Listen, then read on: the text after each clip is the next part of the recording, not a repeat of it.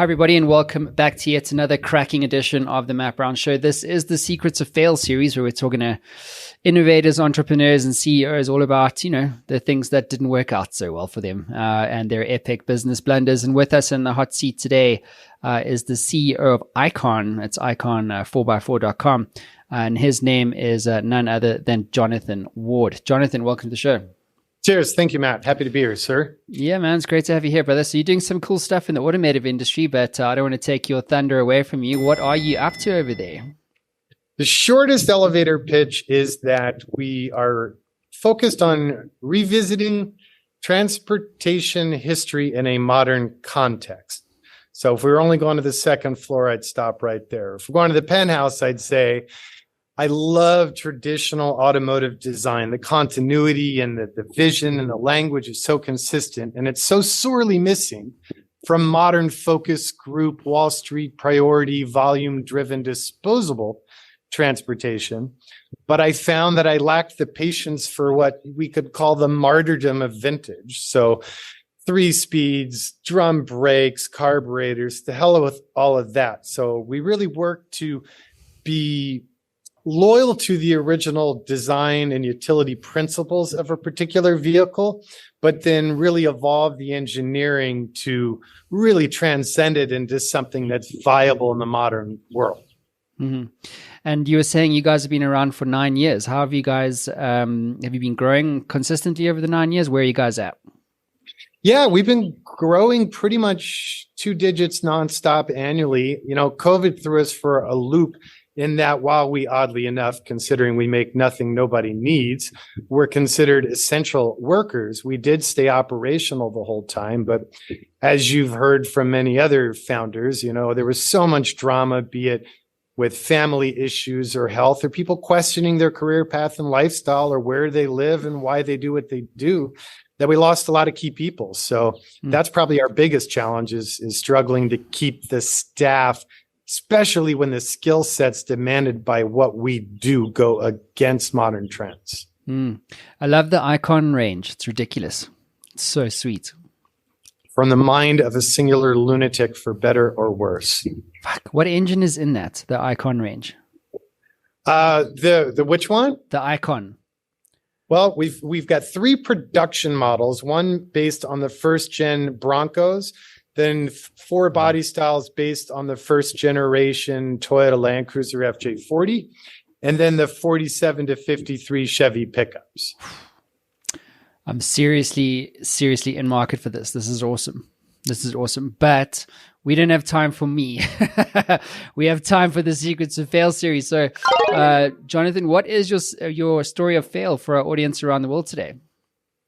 I came up with a vehicle design about 4 years into the brand's growth, where I personally was concerned how brutally expensive our products were. And I said, well, I'm going to come out with something that's simpler, less complicated, kind of like the automotive equivalent of a good pair of flip-flops. And I'm going to not piss off as many people because of the pricing, and I'll meet all sorts of new customers. It was called the CJ3B, and I lost my ass on every single one. Oh my gosh. Well, firstly, why did that happen? And I'm curious to know what did that whole experience teach you? I think it happened specifically because it was a very small footprint of a vehicle.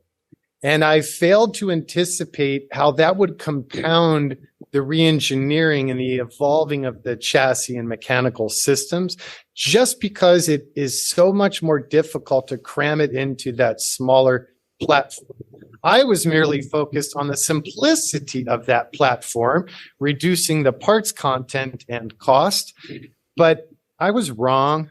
And then the lesson learned was just own it. Like, know who you are. Like I hear you speak of, you don't really want to be managing thousands of people and scaling something to the moon. And it took trying that, succeeding in that, failing in that, whatever, to go, wait a minute, where is my happy space?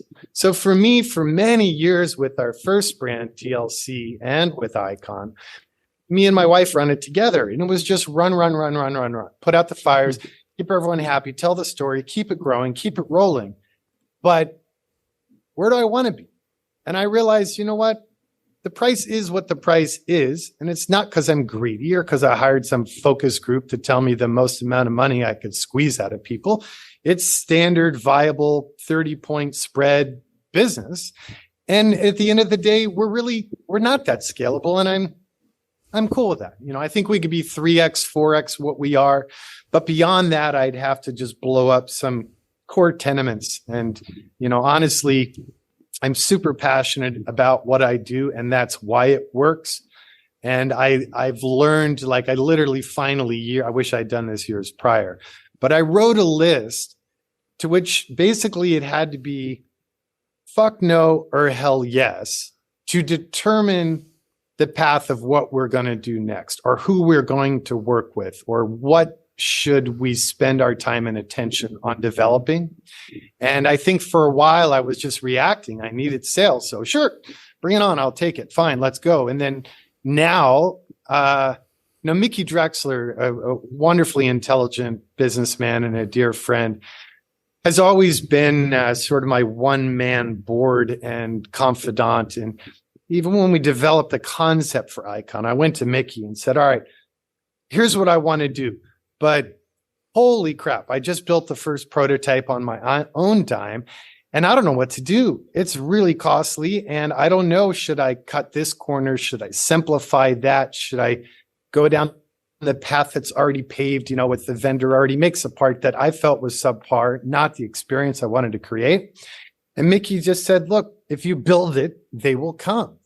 Don't compromise, keep your passion intact. And then long-term, that's, I think, the only way a founder can really stay engaged no matter what scale of one's business. So I think that was the critical lesson learned there. Like, okay, that could work, but it's the labor cost more than the content that creates the reality of the pricing. So I'm never going to come out with something that's more mass marketable.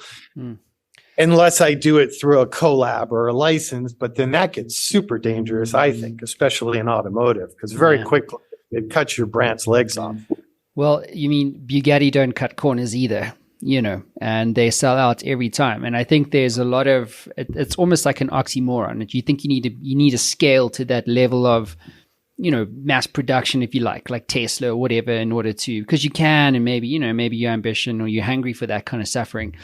But in reality, like Bugatti don't do that. Like there's only 100 of these cars will ever be made, and that's what makes it valuable. And for me, but they're cheating. They're cheating. They're cheating. Are they? They lose their ass on every single car, and they write it off over the parent group and call it marketing. And God bless them, but I'm jealous. I have to make this shit viable on every unit I deliver. But that's Bugatti, right? Let it be a sunk cost. For you, like, you don't need to have that whole story. I think there's some principles there that you can borrow, and that sounds to me like you're doing it.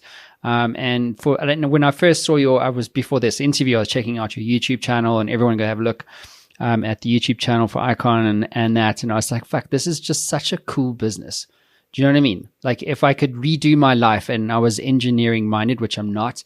Then that's the kind of business, like, it's it's tangible, it's a passion point, you connect with people, and you're different, and you can just do it and always be fulfilled in what you do. And I think that's like a huge thing to be proud of, Yeah. And it's something I often say when speaking at schools and stuff: respect your perspective. Mm-hmm. So if you have a vision, if you've got a concept, whatever your business might be, to the listeners in your community, like, for example, design schools, you get these creative types, they're into it, it's their passion to go to design school. Suddenly the premise of the school is to cram them into silos of convention. So they're all using the same software. They're all using the same perspective. They are to fit in the cog of a bigger machine. But at the end of the day, what made them unique and how they got into that school was their own unique way of seeing the world. For me, this was a hobby. This was something I wanted to see done because it's what I wanted to drive. And at that point in automotive cultures, you had hot rods, street rods, pro touring, concours stock, but no one was doing this sort of blend that's now, in essence, become its own category of new and old mashed together. And I talked my wife into quitting her job. I quit my job, and winging a prayer, we opened the brand and went for it. Preach, brother. So, Jonathan, if you could get into the Matt Brown Show time machine and do things differently, what would you do differently, if anything? I would have built what I will steal from Napoleon Hill, love him or hate him. He's great, I think, great, interesting business writer from the 1930s. And his story is fascinating. But basically, establish your core beliefs and build a master alliance. I think for way too many years, my wife and I ran ourselves to the bone 60, 70, 80 hours a week, 6, 7 days a week, trying to do everything because we were bootstrapping. We've never taken in any outside money. In retrospect, I should have bit the bullet, doubled down, got a second mortgage on my house, whatever I needed to do to stop, breathe, and go, okay, we're wearing 50 business hats a day. Which of those hats actually fit well and do we think we look remotely cool in? And then build out the team, bring in other people with other expertises to make us more powerful as a collective versus trying to do it all, especially in creative, because I'm having to turn on the left brain, fire it down, hit the generator, go to the right brain. And that's very exhausting. And I think past a point, you end up not doing either very well until you build a business environment where you're really allowed to focus on where your passions lie and where you really shine. Mm-hmm. And I did do that, but I think it would have benefited me to have done that literally a decade earlier. So, I mean, we have an MBA, PhD car guy, which is a rare combination of words, as our COO. And this, he brings the spreadsheets and the metrics and shit that I just suck at. I'm the creative goober. Yeah. And it's made such an impact, and the structure and the process and the repeatability of what we do and the culture amongst the team. I really wish I'd had that thought earlier in my career. I recommend that to everyone. Mm-hmm. Even if you have to give up equity or pay it, not know how the hell you're going to meet the payroll, do it. Meet the right person, the right people. You're so much more powerful with those different perspectives all in alliance. Awesome. Jonathan, what's your advice to other entrepreneurs or CEOs out there, watching us, listening to us right now, about the importance of failure in business success? Well, it's too easy to think you're learning something when you get good press and awards and patted on the back for your successes. But I think oftentimes the true lessons are found in really studying what did not work and really making sure you digest that and embrace that and reference that in your next widget or gidget or midget or whatever it is you're going to do and put out there. I also think respecting the passion behind the core idea a founder has in business and protecting that at all costs is critical. Because if you start to listen to others because you need their money or because you hired that marketing firm and they said, well, no, you really should redirect into this or into that. The further you get away from what you really gave a shit about going in, the less likely you're going to be a good leader and engaged long-term. Awesome. Jonathan, what about books? You mentioned Napoleon Hill, which I also agree with. Great writer. But books, tools, or resources you recommend to other entrepreneurs out there? I love the design book Cradle to Cradle, and I think that had a significant impact on how I design after conceptualizing. That's a wonderful read, and he's changed entire industries with that approach, with that mentality, and he's had a significant impact on many, many designers that I respect. I mean, that's a really big one. And then, although he was quite an arrogant prick, I'm a huge fan of Raymond Loewy. And his autobiography that he wrote during the height of his career is an exceptionally good read, not just with interesting insights to that time, and the focus on design really was the guiding light to brands versus, unfortunately, I think often it's become marketing veneer, but it's really far from the highest level priority. I learned a lot from that. And then I'm a big autobiography versus I don't like fiction because life's too short. So I really like to learn from experiences of people, and it doesn't matter what it was they did. It could be military, it could be general historians, but I think really diving in and understanding what people have learned, and again, stop, breathe, digest, personalize it, and apply it. One more, I loved Sapiens. That book has stuck with me, and I've probably recommended it to more friends than any other book. In business, has it taught me anything? Absolutely not, I can think of, but we just talk about a damn fine book.